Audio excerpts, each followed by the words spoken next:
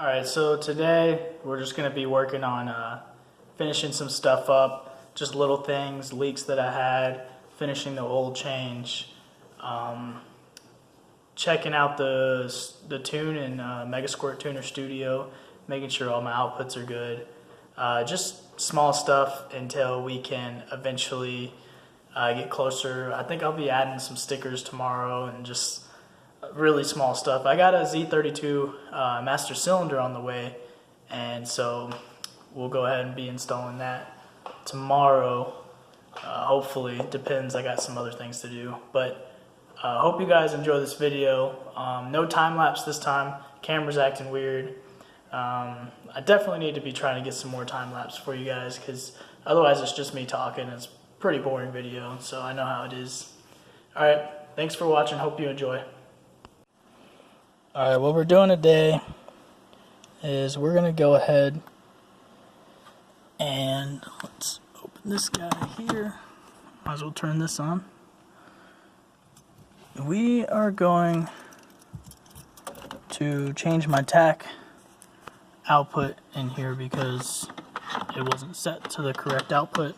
Probably for me messing with it whenever I couldn't figure out what was going on. Connected.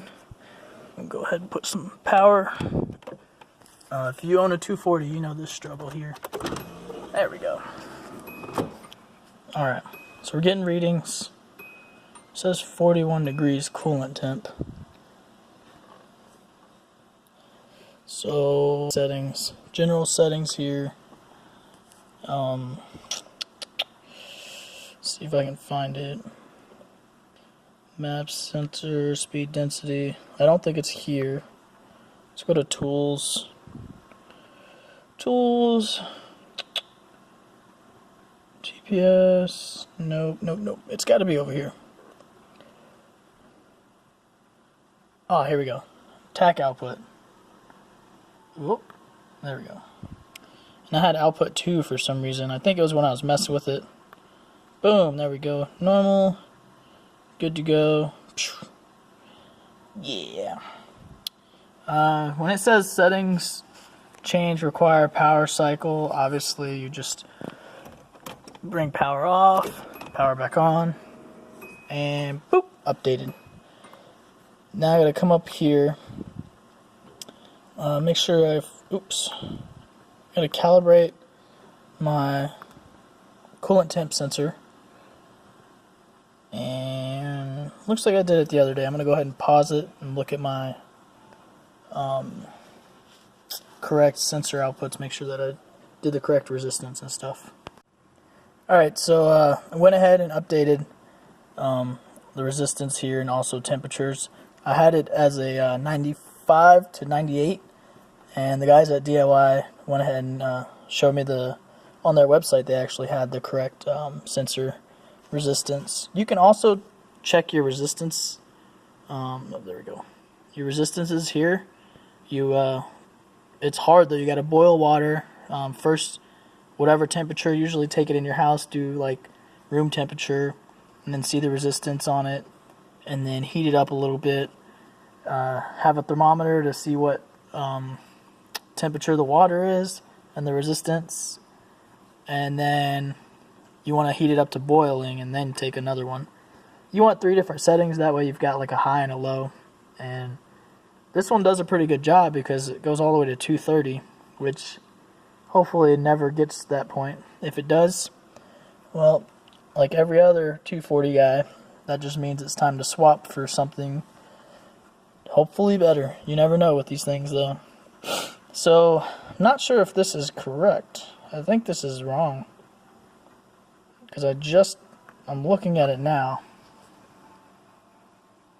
and wow, that tells me it's wrong. I don't know about you guys, but I definitely don't feel that hot right now. I mean, it's a little warm. Nah, definitely not. So I'm going to go ahead and let's go ahead and update this again. Calibrate.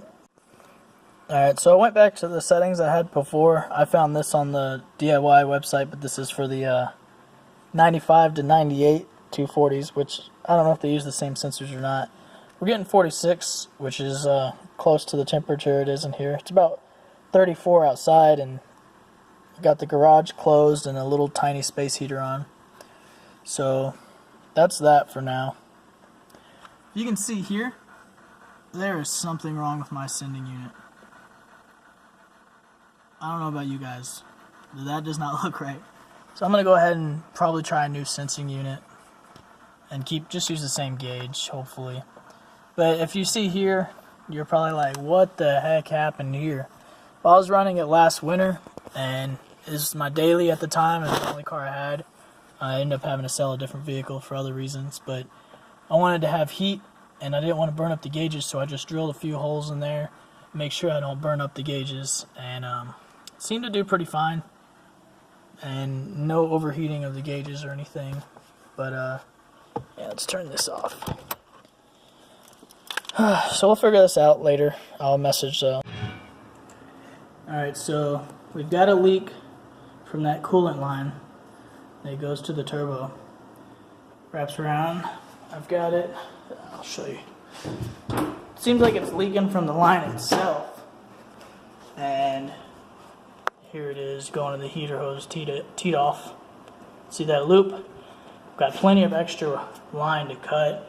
So I'm going to go ahead and inspect the fitting and then cut about 4 inches, maybe 3 depending. But it looks about 3 inches back that it's leaking, but it's seeping down. I don't know if you can tell, kind of angles down. So it could be like the top 2 inches. So we'll go ahead and take it off now and inspect it. Well, actually I'll finish my oil change. That's going to take 3 days, because what I had to do, I had to put this 2x4 on those tires, push the car back, and then push it onto this one that was jammed in there. And then I have a 4x4, so I rolled it off this one onto the 4x4, and then I put the extra 2x4 on top of this one, which was about I'd say a couple millimeters higher than the 4x4, but it was just enough to get it on the jack. But I had to take off the little plate. So seems good enough for now. Got the weight on the jack stand, but the jack there just in case. And obviously been leaking coolant and probably some brake fluid from the master cylinder, but I got another master cylinder on the way. So we'll go ahead and finish this oil change. So I figured I would be doing plenty of oil changes, so I went ahead and bought this oil filter adapter that goes to 3/8. But right now it seems to be slipping. I figured I'd be doing a lot of oil changes on the 240. So we'll see. Hopefully this will work.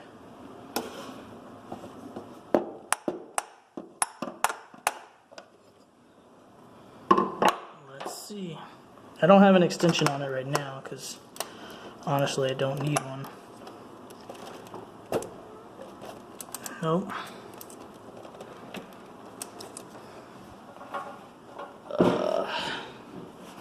I don't have any room. Look at this.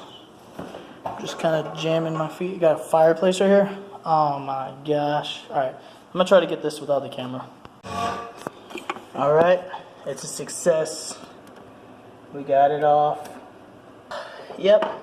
The one good thing about a 3-day oil change is definitely, I gotta say, no oil dripped out of that guy. Because it's been sitting, had the drain plug out for a while. I don't know, man. What do you guys think on that gauge? This is an oil pressure sensor. Got it threaded in there. These aren't, I mean, I don't really like the way these connectors are at all. See, they just kind of screw on and keep it down. Seems like it's not very effective. We'll see. I'll go ahead. Probably try another sending unit after I maybe solder those wires onto it and then screw it down. That's the only other thing I could think, but it looks like it's getting a weird signal, like it just keeps bumping and bumping. I don't know if it's the power, but... Okay, what we got here is clean oil. This is a 64-ounce bottle of apple juice that I've drained out, cleaned, and air dried. That's a 2.5-gallon thing of oil, Rotella T6, and the best solution is just, I'm going to do about 4.5, maybe 5 quarts, probably just 4.5 quarts of oil. So I marked where the halfway mark on this bottle is. This is probably a little less than 64 ounces, so we'll go ahead and make up for that on the next pour. So I poured in here first with the funnel, put the funnel in there, and then pour this into the engine. So that's fun. Alright, so just went ahead and just the height, put right there, 1/4 inch down. That one's good to go. I was able to adjust the front without taking the wheel off, which was nice. Just went 1/4 inch up. And then we should be 3 inches from the top of the rim of the wheel to the fenders all the way around. I did the oil. I went ahead and fixed the line there. Hopefully it doesn't leak. I don't like the way it went on, so I'll definitely be keeping an eye on that. Make sure that's all good to go. Pretty much, yeah, I just need to get a blowtorch for this guy here or heat up the car. Put a little boost pressure under it, maybe break the C-clamp loose. I actually ordered a Z32 master cylinder, so that's going to be fun, taking this guy out and replacing it. I'll do the bench bleed on it and cut out this fitting here if it doesn't come on the other one. It's got a little tube flare, and if I can't get it cut out correctly, I'll just buy a tube flare tool and go ahead and do that. But that's pretty much it for now. I'm going to go ahead and put the wheel on, torque it down, and bring the car down. My buddy sent me pictures of the new 2x4s he made for me, so I can just drive up them. It'd be a lot easier than going straight up. He actually cut it at an angle. Alright, so I was able to get my junkyard connectors to work. Luckily I had extra bulbs, so now I can go ahead and install the front bumper and see what it looks like now. So let's go ahead and start that. Alright, so got this guy mounted up. Looks pretty decent. Obviously got to spray that. Probably just spray paint for now. That concludes today, pretty much done. This relay here was clicking when I installed the blinkers, so I'm going to go ahead and replace it. It's basically for the motors to bring them up and down, I assume, because now they don't work. Lights still turn on, everything's good. Tomorrow I should have the master cylinder, and we'll be working on that, hopefully. Get that installed. I'd say it looks pretty neat. Definitely a look I can get with. So I'm excited to take it out driving. Looks like I might be able to pick up the kids this Sunday. I told them I was going to come pick them up in it. So yeah, let me know what you think. Also, the oil pressure gauge is definitely a sender unit or the gauge itself. I'll probably just get a cheap sender, you know, the Pro Sport sending unit, and then if that doesn't work, go ahead and upgrade to something more expensive. But for now, that's just pretty much what we're going to be doing. Everything else seems pretty good. I'm happy with the, I mean, we have little stuff like this we got to work on. You know, not quite lined up perfectly. And definitely got to get that fuse cover because there's going to be water in there. I'm going to resolder that wire.